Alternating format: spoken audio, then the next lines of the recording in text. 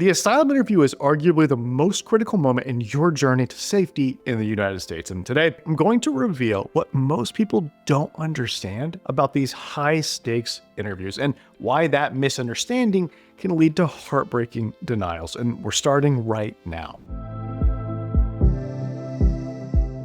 I'm Brian Manning, and I used to be an asylum officer with the government, but now as an asylum lawyer, well, my law firm helps immigrants all over the country to secure their future in America through asylum. Let me know in the comments if you've got an asylum case pending, or maybe you're considering applying. And listen, I'd especially like to hear from you if you've been waiting for an asylum interview for multiple years. Let me know in the comments how long you've been waiting. During my years as an asylum officer, I had to deny cases that broke my heart. These were good people with truly compelling stories who simply couldn't present their cases effectively under the immense pressure of the interview. They didn't know how to give me the information that I needed, or in the way that I needed them to present it in order for me to be able to justify an approval to my supervisor. You see, it's not just about having a good case, it's about presenting it effectively when it matters most. And that's what most people don't get. They think, my case is real, I've been through a lot, and I have legitimate reasons to fear being harmed in the future in my country, so, I'll just show up at the interview and tell the officer all about my situation, and that should be enough. I'll be fine, right? Sadly, that's not how it is. Far from it, actually. I've seen too many deserving individuals lose their chance at safety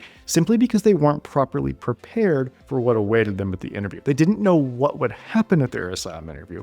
They didn't know what they were getting into, and they didn't understand exactly what the officer needed from them in order to be able to approve their case. Your future in America shouldn't hang on preventable mistakes and a lack of preparation that plagues so many applicants. So here's what most people don't realize about asylum interviews. The asylum officer won't simply let you tell your story from start to finish. Instead, you'll face a highly structured, often intense process designed to test your credibility and explore whether you meet the stringent standards for asylum eligibility. At your asylum interview, you can expect rapid-fire questions that jump between different topics and time periods, making it hard to keep your thoughts organized. An unprepared applicant might stumble, get confused, or even contradict themselves when asked about the same event from multiple angles. And this can lead to the officer doubting your entire story, even when you're telling the truth. Expect constant interruptions while you're speaking, which can be incredibly disorienting and frustrating. Without practice, you might lose your train of thought, forget crucial details, or react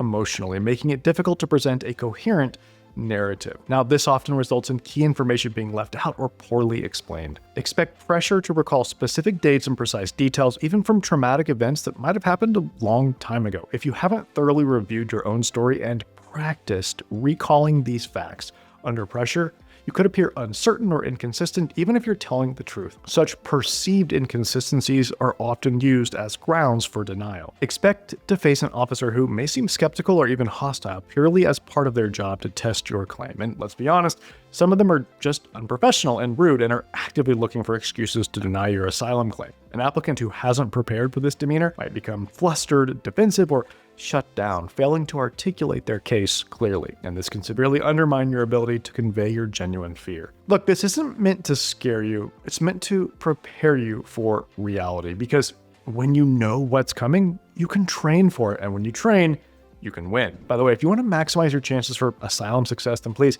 be sure to hit the subscribe button and the bell notification so that you don't miss the insights that I share on this channel. Okay, here's the thing. As someone who spent 11 years working for the government's two main agencies for asylum and refugee matters, I know firsthand the strict protocols that officers follow. You see, I was required to test credibility, look for inconsistencies, and challenge parts of every story. It wasn't personal, it was the job. But look, I could always spot the applicants who had truly practiced and who actually knew what the officer was looking for. They stayed calm. They answered clearly. They didn't get rattled when I had to interrupt or ask follow-up questions. These are the people who get approved. Think of it like this. Olympic athletes don't just have natural talent, they practice under conditions that simulate the actual competition. They prepare for pressure, distractions, and unexpected challenges. Your asylum interview deserves the same level of preparation. Understanding what actually happens during an asylum interview can transform your anxiety into confidence. It can turn fear into focused